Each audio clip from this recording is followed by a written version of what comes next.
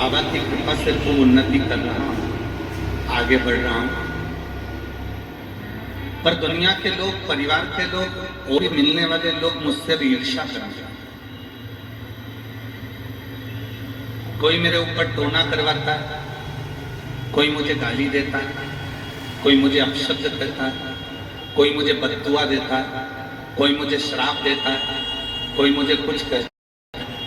गुरु जी उसने पत्र में लिखा था कि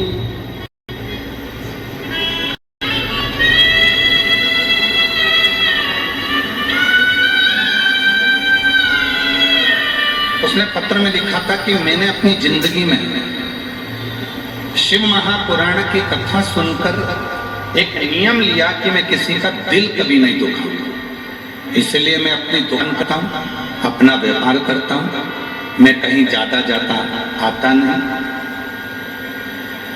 कहीं बैठा हो वो व्यक्ति तो वो उसका पत्र ढूंढना पड़ेगा, उसका नाम ढूंढना पड़ेगा। पर लोग मुझे अपशब्द कहते हैं, लोग मुझे ताना देते हैं, लोग मुझे बद्दुआ देते हैं, लोग मुझे श्राप दे देते हैं। पहले मैं जब बहुत छोटा था, मेरी एक दुकान थी छोटी सी, और मैं बहुत गरीब परिस्थिति में था, तब कोई मुझे ना तो बदुआ देता था, ना श्राप देता था, ना अपशब्द कहता था, ना लोग मुझसे जलते थे, ना ईर्ष्या करते थे। अब तो लोग मुझसे ईर्ष्या करते, बदुआ देते, अपशब्द कहते हैं। गुरु जी कोई मुझ पर कुछ कर ना पाया और किसी की नजर मुझे ना लगे, उसके लिए मुझे क्या करना चाहिए? उसने प्रश्न किया। आज हम उसका उत्तर दे देते हैं। अगर वो बेटा कथा सुन रहा हो तो केवल 2 काम करो। एक, माँ की सेवा करो, अपने घर में जो माँ है उसकी सेवा करो, और दूसरी महादेव की सेवा करो। बस, फिर कुछ नहीं बिगड़ना।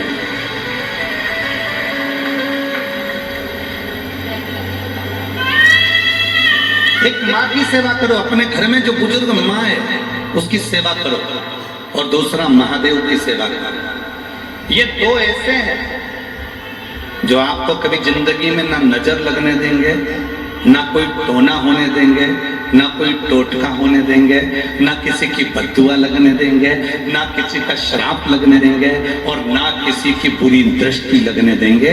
एक माँ, एक महादेव। 2 है।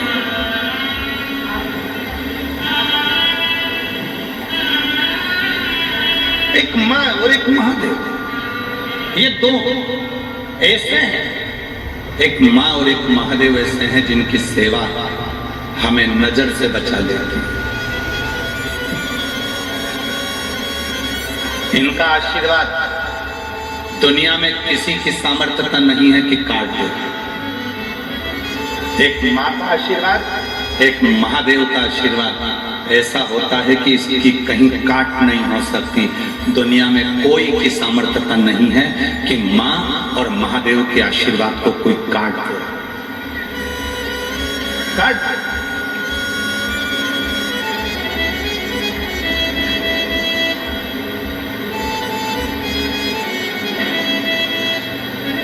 किसी की नजर लगती है तो क्या करते हैं? महादेव के जो भक्त होते हैं नजर कैसे उतारते हैं? शिव जी के मंदिर में जाकर जल चढ़ा देते हैं। जल को लाकर अपने बेटे पे ही स्मरण कर घुमाकर वही जल बेटे के ऊपर छीट देते हैं। नजर कैसी भी हो वो कट ही जाती है, हाय कैसी भी हो वो कट ही जाती है। तो माँ की सेवा और महादेव की सेवा, ये 2 सेवा ऐसी है जो जिंदगी में कभी तुम्हें नजर नहीं लगने देगी, जो जिंदगी में कभी तुम्हें तकलीफ नहीं देगी, तुम्हें जिंदगी में कभी कष्ट नहीं।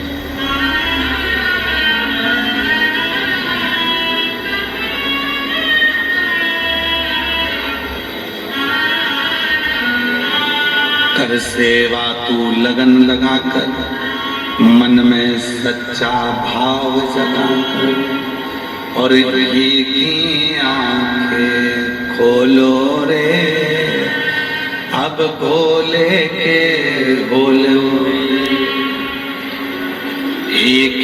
आंखें खोलो रे, अब भोले हो रे। बस तो सेवा करना। घर में बुजुर्ग माँ है उसको प्रणाम करो, घर में बुजुर्ग माँ है उसकी सेवा करो, घर में बुजुर्ग पिता है उसकी सेवा करो, घर में बुजुर्ग पिता है उसकी आदर करो। और एक मेरे महादेव की सेवा, मेरे शिव की सेवा बहुत बहुत।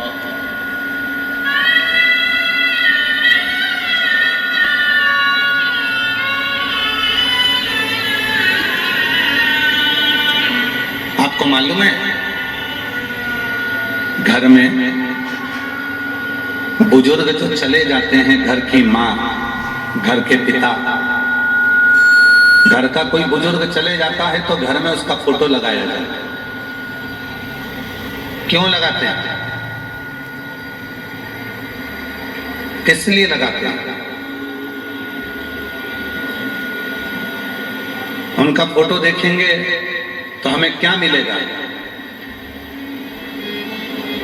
घर की बुजुर्ग माँ, घर के बुजुर्ग पिता जब अपना देह त्याग कर चले जाते हैं तो उनका फोटो घर में लगा दिया जाता है। रोज भगवान को प्रणाम करते हैं तो हम उनको भी प्रणाम करते हैं। किस लिए करते हैं? दो चीजों के लिए। एक, पूर्वजों को प्रणाम करने से, पूर्वजों के चित्र को प्रणाम करने से चित्त और चरित्र दोनों श्रेष्ठ रहते हैं। अपने पितरों को, अपने पूर्वजों को, अपने गए हुए उन जीवों को प्रणाम करने से चित्त और चरित्र ये दोनों श्रेष्ठ है।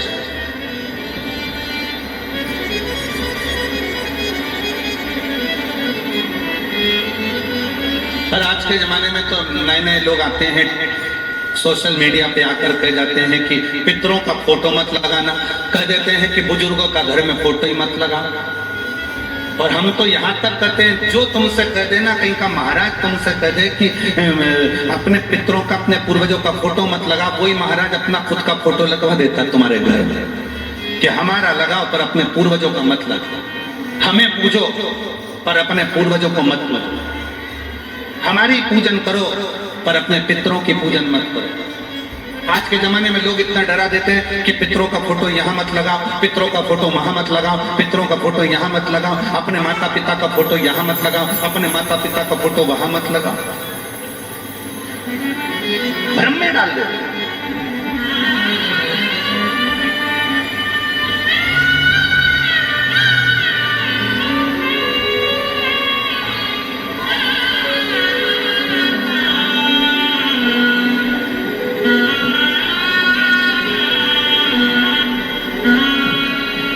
अभी रांची आने से पहले, विवेक जी, रांची आने से पहले सीहोर में प्राण प्रतिष्ठा महोत्सव था मुरली मनोहर मंदिर।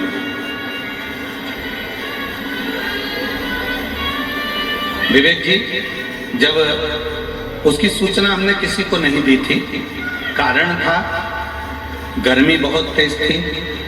सीहोर आप लोग आते, वहां थोड़ा पानी का तकलीफ होता, इसलिए उस अनुष्ठान को, प्राण प्रतिष्ठा को हमने गोपनीय रूप से,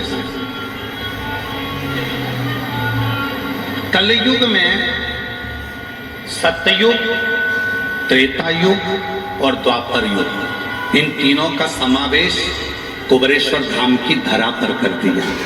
शंकर पार्वती जी, सीताराम जी और कृष्ण राधा जी कुबरेश्वर धाम पर कलयुग में, युग, त्रेता और द्वापर का दर्शन कलयुग में जब एक जगह पर, एक ही मंदिर में होगा तो उनकी जिंदगी सार्थक हो जाए, उनकी जिंदगी का सारा दुख मिटे।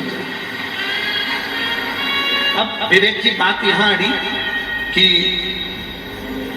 यज्ञ चालू हुआ, पति नहीं था, प्राण छोड़ चुका था, बुजुर्ग।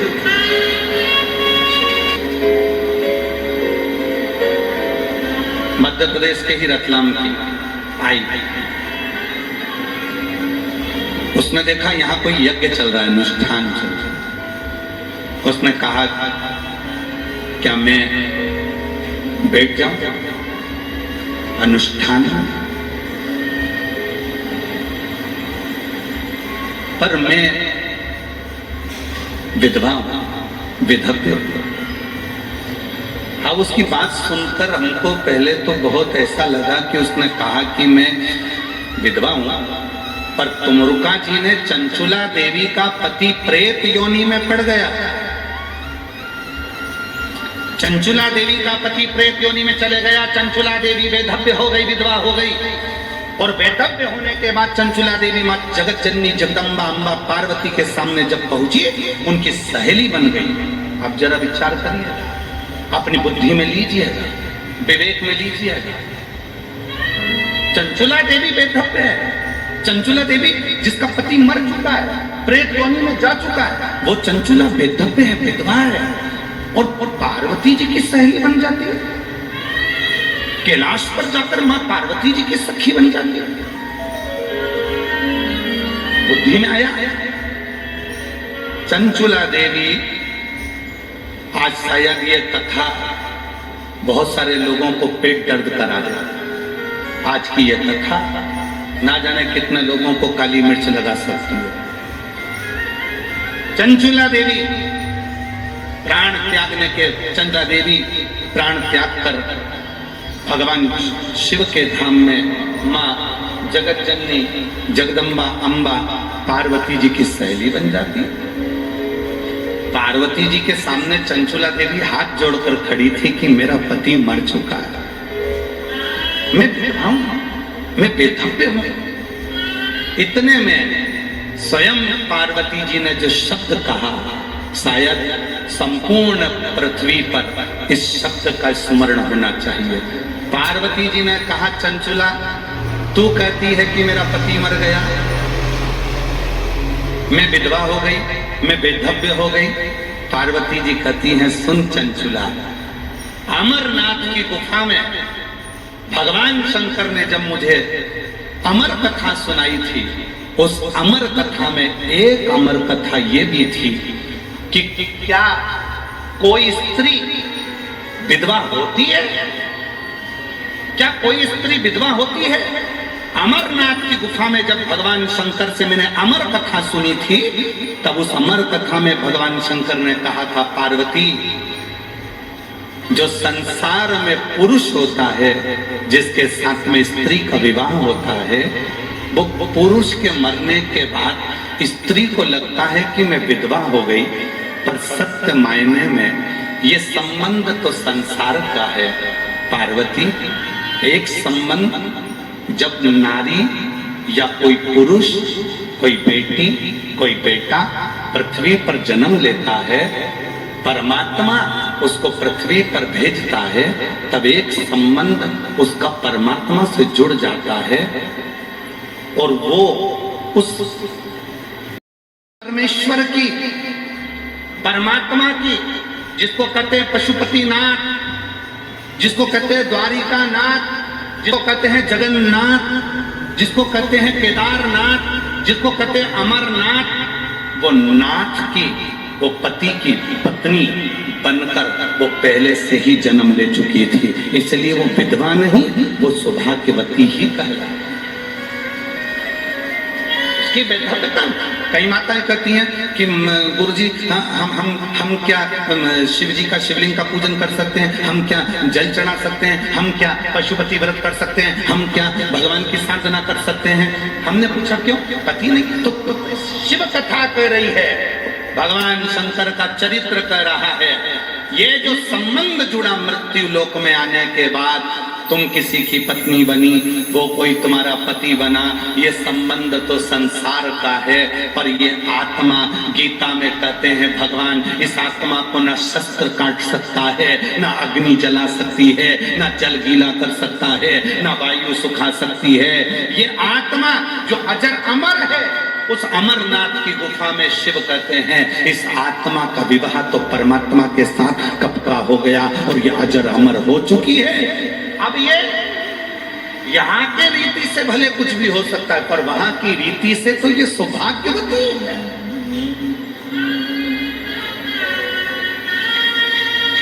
रीति से आओ मेरी सखियों मुझे मेहंदी लगा दो, मेहंदी लगा दो मुझे सजा दो, और मुझे भोले बाबा की दुल्हन बना दो, मुझे भोले बाबा की दुल्हन बना।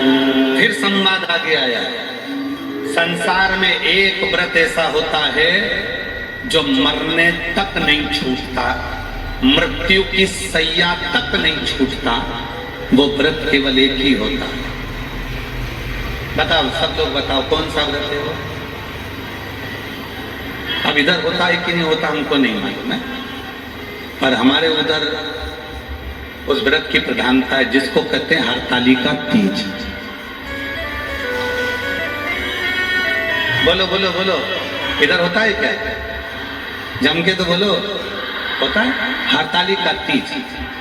एक व्रत ऐसा है, कुंवारी हो तो भी व्रत कर सकती हो, लड़की हो तो भी व्रत कर सकती हो, शादी हो गई तो भी व्रत कर सकती हो, किसी अवस्था में हो व्रत कर सकती हो,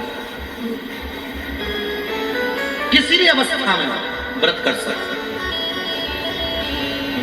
वो व्रत अंतिम सांस तक चलता है। अब किसी ने पूछा कि कई बार पति चले जाता है, कई बार पत्नी चली जाती है, तो ये व्रत हरतालिका तीज का व्रत, कोई बुजुर्ग हो गई 70 साल की 72 साल की, उसका पति नहीं है और वो भी व्रत कर रही है, अब जरा विचार करिए, वो भी पूजन कर रही है, तो सारे जितने व्रत हैं उसमें तो कहा गया कि भाई ऐसे ऐसे व्रत करो, पर इस व्रत में तो वो जैसी है वैसी ही व्रत करेगी। क्यों? क्योंकि हरतालिका तीज का व्रत केवल व्रत नहीं होता, हरतालिका तीज का व्रत अमरनाथ की कथा से जुड़ा हुआ है। ये आत्मा और परमात्मा का व्रत है। ये आत्मा का विवाह जो शिव जी के साथ में एक बार पहला हरतालिका तीज का व्रत होता है, तब यह आत्मा परमात्मा से जुड़ जाती है और उसको मालूम होता है कि मेरा पति जो साथ में रह रहा है तो संसार का है, पर सही पति तो वो प्राणपति परमेश्वर मेरा महादेव ही है।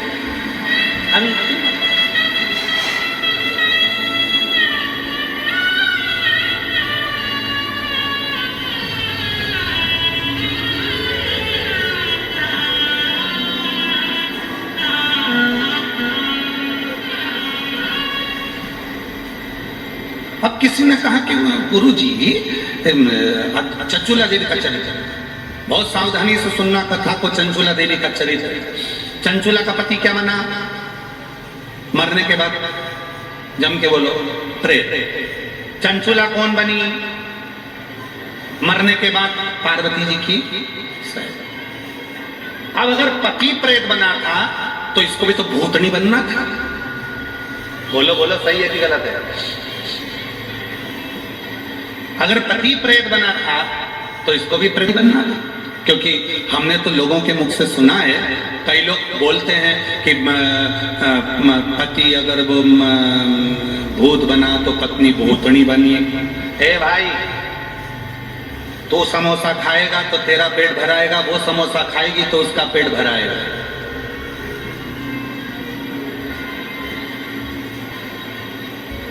तू कर्म करेगा तो उसका फल तुझे भोगना है, वो कर्म करेगी तो उसका फल उसको भोगना।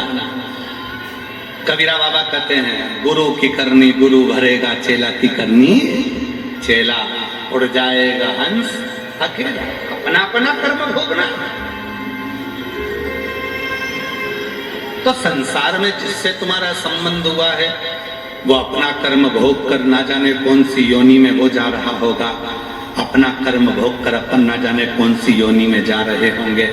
सब अपने अपने कर्म का भोग भोग रहे होंगे। शिव कथा कहती है। इसीलिए संसार के जितने संबंध और रिश्ते हैं ये तो सब आज कल परसों कभी छूट जाएंगे। एक संबंध ऐसा है शिव जी को जल चढ़ाने का, जो आत्मा और परमात्मा का संबंध है। ये संबंध अजर और अमर है, ये कभी नहीं छूटता। आज फिर जन्म लेगा, फिर कल लेगा, फिर इसलिए स्मरण करें। सत्संग ने मेरी बात चलाई, सतगुरु ने मेरी कीनी रे सगाई, और गुरु को बुला के मेरी टोली सजवा दो, गुरु को बुला के मेरी टोली सजवा दो, मुझे भोले बाबा की दुल्हन बना दो, मुझे भोले बाबा की दुल्हन। सत्संग में मेरी बात चले। सत्संग में आज व्यक्ति को समझ में आ गया। व्यक्ति को क्या समझ में आ गया कि कैसी भी अवस्था ये आत्मा परमात्मा की है। दिखने वाला शरीर विधवा हो सकता है, बेतव्य हो सकता है, पर ये आत्मा कभी विधवा नहीं हुई, क्योंकि ये आत्मा उस परमात्मा की है, उसका पति मौजूद है, इसलिए वो कभी बेधव्य नहीं मानती। वो सुहागवती है, वो अखंड सौभाग्यवती है, वो अखंडता धारण करती है। कोई तुमसे कह दे ये वाली पूजन में तुमको नहीं बैठना है, उससे पूछना क्यों नहीं बैठना है। कोई तुमसे कहते शंकर जी का अभिषेक करने तुम नहीं बैठ सकती, उससे पूछना क्यों नहीं बैठ सकती।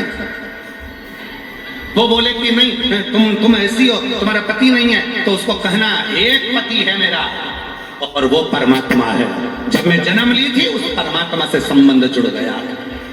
यह आत्मा अजर और अमर है, यह आत्मा परमात्मा की है, ना ये जली है, ना मिटी है और ना कभी मिट सकती है। इसलिए अमरनाथ की कथा में, अमर कथा में एक अमर कथा इस आत्मा की भी पार्वती को शिव जी ने सुनाई है कि इसका पति जीवन भर रहता है और वो स्वयं देवादिदेव महादेव रहते हैं, शंकर रहते हैं। वो आत्मलिंग के रूप में विराजमान होता है। आत्म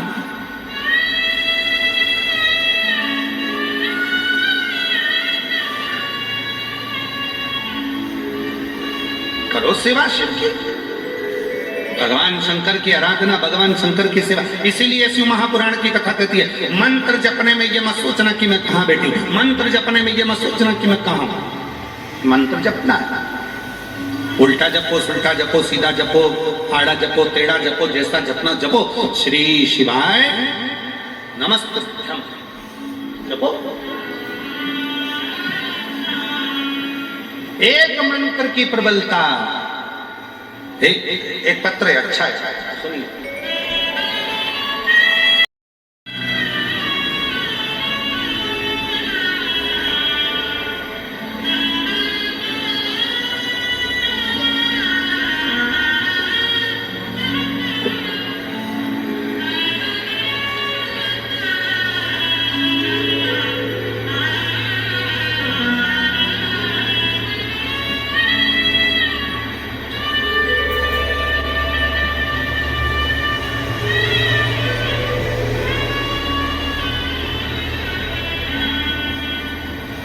मेरा नाम भानु देवी, उम्र 75 वर्ष। कहीं बैठी हो भानु देवी, उम्र 75 वर्ष। आ जाइए, आप ही हैं, आ जाओ। एक बार वापिस हाथ हिला तो आ जाओ, आ जाइए। मेरा नाम भानु देवी, उम्र 75 वर्ष, रांची की रहने वाली हूँ। मेरा मोबाइल नंबर ये है। एक लोटे जल का मैं क्या गुणगान करूं गुरुदेव। जनवरी 2023 को मेरी तबीयत अचानक खराब हो गई। जांच करने पर पता चला कि मेरे बच्चा दानी में 4 स्टेज का कैंसर है। हम सब डर गए। कोई कहता मुंबई ले जाओ, कोई कहता चेन्नई ले जाओ। जहां जहां सुनते, तब हम सुकुरहुटू में कैंसर अस्पताल में तुरंत गए। बेटे बहू मुझे वहां लेकर गए। वहां डॉक्टर ने कहा कि 25 रेडिएशन, 4 कीमोथेरेपी, 4 रेडिएशन बच्चेदानी के अंदर होंगे। पर डॉक्टर ने साथ में एक और चीज कह दी कि 4th स्टेज का कैंसर है, बचना मुश्किल है, बचना मुश्किल है। बच जाए वो कुछ नहीं, शरीर में पूरे में कैंसर फैल चुका है, बचेगी तो मुश्किल है, 1 महीना, 15 दिन, 20 दिन, बस इतना, इससे ज्यादा। एक दिन पड़ोसन को मालूम पड़ा, वो देखने के लिए, उसने कह दिया आस्था चैनल पर सीहोर वाला बाबा कथा करते हैं, उसमें अपने रुद्राक्ष के जल की महत्व बताते हैं। हमारे पास रुद्राक्ष नहीं था, पड़ोसी ने हमें रुद्राक्ष जल लाकर देना प्रारंभ करा। मेरे पति सुरेंद्र सिंह हर दिन मंदिर जाते, उस जल को बाबा को चढ़ाते और बेलपत्री और जल लाकर देते। हर दिन उस जल का आचमन करती। शिव जी की कृपा से हमने डॉक्टर से कहा, डॉक्टर तुम अपना काम करो, हमें विश्वास है 1 महीना तो नहीं पर मेरा बाबा मुझे सुरक्षित रखेगा। रेडिएशन भी लिए।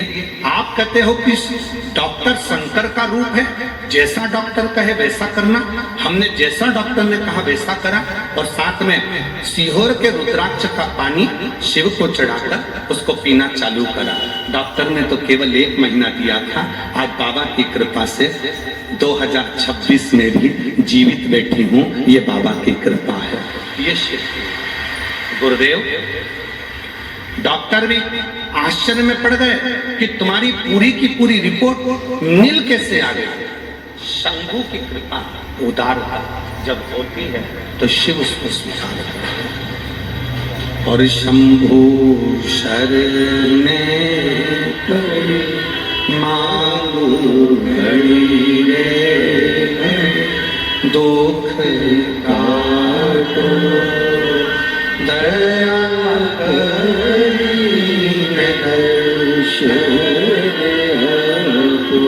ओ शंभु शरणे। हमारा निवेदन स्वीकार करिएगा। जो लोग धीरे धीरे थोड़ा खंबे के पास में जो भी हैं, धीरे धीरे थोड़े बाहर की ओर बढ़ते जाएंगे।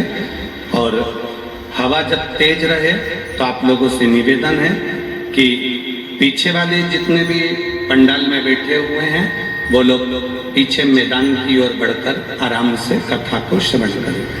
शंभु शरणे मांगू घड़ी रे घड़ी,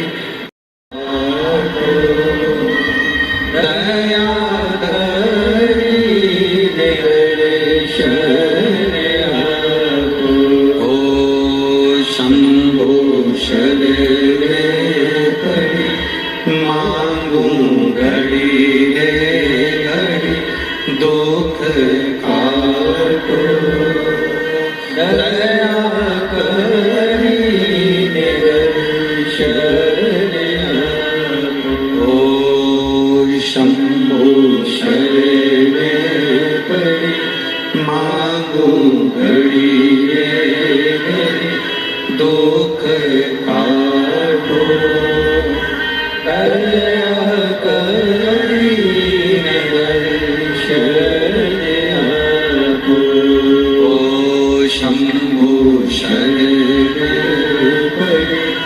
मांगू घड़ी रे घड़ी, दुख काटो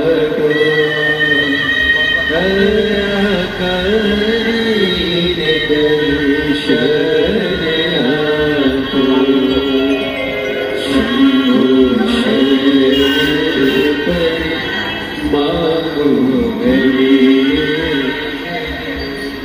शिव कृपा से आप ही को बाबा ने कृपा करी और 4th स्टेज का कैंसर होकर भी शिव जी ने करुणा कर स्वस्थ कर भेजा। एक बार जोरदार ताली बजाकर साथ।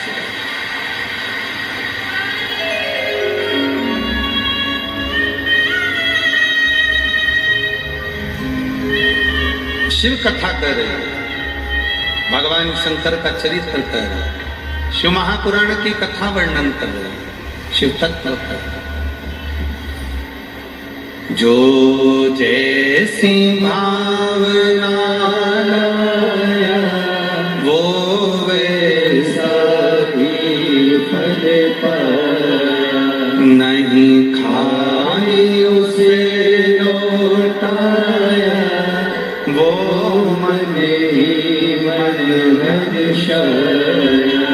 और कर दिया माला माल काशी वाली, लुटा दिया भंडार काशी वाली। ओ लुटा दिया भंडार काशी वाली, कर दिया माला माल काशी वाली। तो शिव कथा कर भगवान शंकर का चरित्र कर, शिव महापुराण की कथा कर।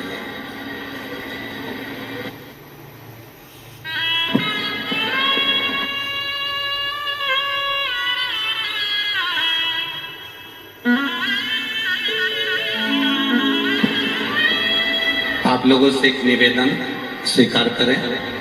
जो लोग खंभों के पास में बैठे हुए हैं, जो लोग खंभों से, आप लोगों से निवेदन है कि आप लोग पंडाल के बाहर जहां खाली ग्राउंड है वहां जाकर बैठना प्रारंभ करें। आप लोगों से निवेदन है, गुरु की बात को मानना चाहिए। जो लोग जहां जहां बैठे हैं, पीछे भी ग्राउंड खाली है और खाली जो ग्राउंड है उस खाली ग्राउंड में बैठे जाके। जो लोग खंभों के पास में हैं या जहां है वहां से थोड़ा खाली ग्राउंड में जाकर बैठे, आप लोगों से निवेदन है।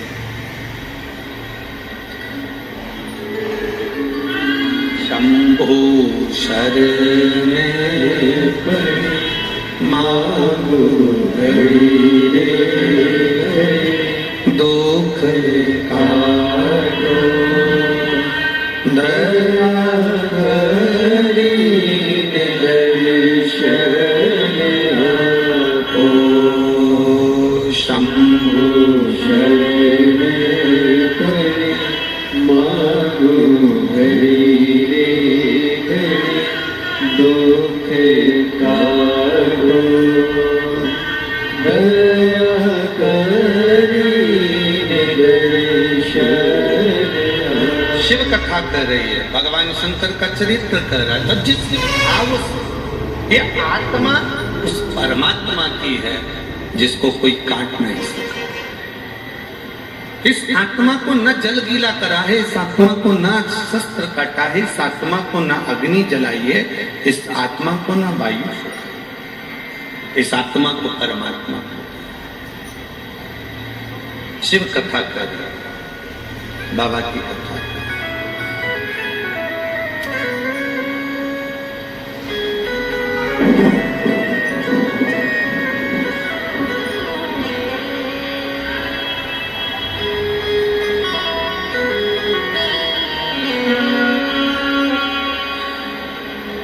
पर्वत से भोले नीचे उतर आओ, पर्वत से भोले बाबा नीचे उतर आओ।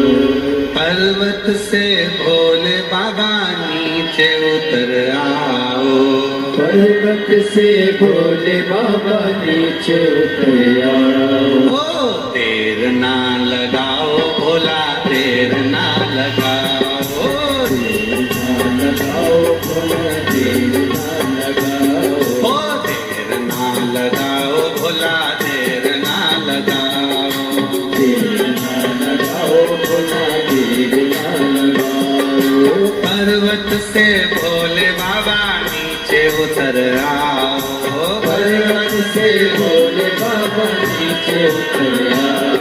ओ पर्वत से भोले बाबा नीचे उतर आओ, पर्वत से भोले बाबा नीचे उतर आओ। ओ देर ना लगाओ भोला, देर ना लगाओ, देर ना लगाओ भोला, देर ना लगाओ। ओ देर ना लगाओ भोला, देर ना लगाओ, देर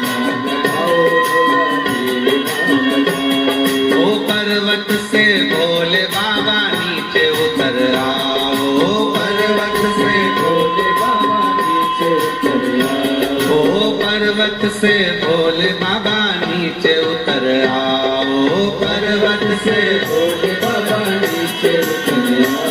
ओ देर ना लगाओ भोला, देर ना लगाओ, देर ना लगाओ भोला, देर ना लगाओ। ओ देर ना लगाओ भोला, देर ना लगाओ, देर ना लगाओ भोला, देर ना लगाओ।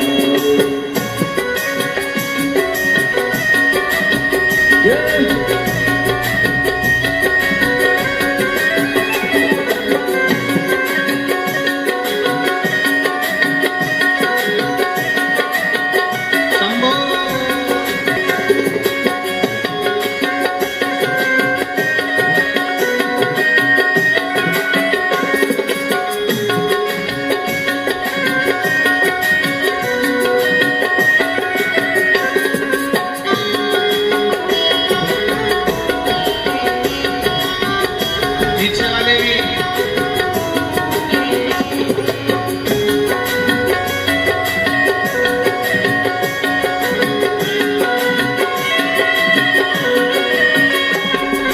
भोले के लान मैंने गंगा जल बुलाया, भोले के लान मैंने गंगा जल बुलाया। ओ भोले के लान मैंने गंगा जल बुलाया, भोले के लान मैंने गंगा जल बुलाया। ओ जल्दी नहाओ भोला, देर ना लगाओ, जल्दी नहाओ भोला, देर ना लगाओ। ओ जल्दी नहाओ भोला, देर ना लगाओ, जल्दी नहाओ भोला, देर ना लगाओ।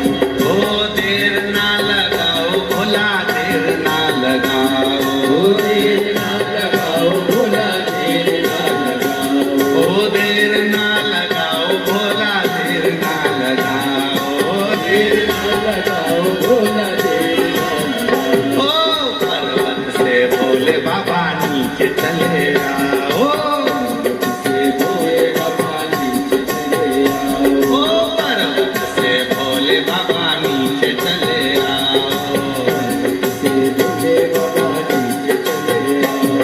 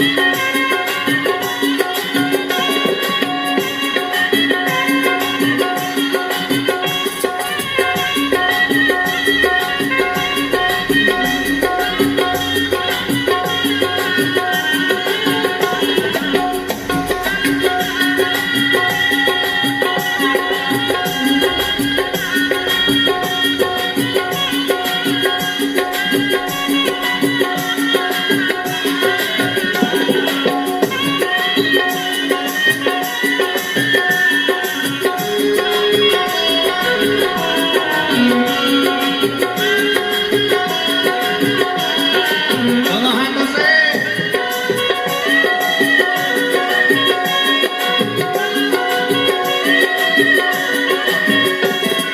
भोले के लाल मैंने भोजन बनाया, भोले के लाल मैंने भोजन बनाया। ओ भोले के लाल मैंने भोजन बनाया, ओ भोले के लाल मैंने भोजन बनाया। ओ जल्दी से खाओ भोला, देर ना लगाओ, जल्दी से खाओ भोला, देर ना लगाओ। ओ जल्दी से खाओ भोला, देर ना लगाओ, जल्दी से खाओ भोला, देर ना लगाओ।